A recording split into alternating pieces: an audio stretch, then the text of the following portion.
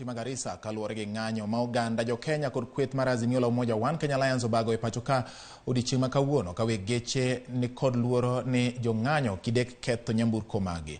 Jowuoth mawuok Garissa kadhi Nairobi kod Mombasa nobedo kod pek ka geche mating'o jowuoth ne ochung' ka koro ne ochunggi ka gimanyo yore mamoko kata chunogi mondo gimany yore mamoko mag wuoth. Johala ma weg nyamburko go wacho ni chike manyien ma piny owacho keto e sekta mar nyamburko gin chike ma ok ginyal yiego, kendo giwacho ni ok bibedo negi mayot mondo chikego ochak tiyo e sekta no mar nyamburko. Alafu kuna masharti zingine serikali wamezileta, yani leseni expire. Mtu ambaye alikuwa anaendesha miaka 20 hii gari anaambiwa ati leseni yako expire, unarudi shule. Yani uanze class saizi. Hiyo sasa tunaona ni shida. Sasa serikali tunataka waangalie hii maneno.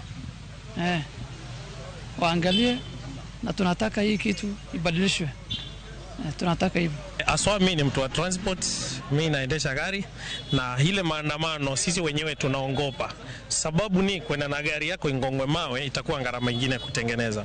So unasema afadhali ile kazi ikae, ukae na shida zako kwa nyumba kuliko kwenda gari yako pengine ipigwe mawe na wenye pengine hauwajui. Na hakuna mali unaenda kukilemu.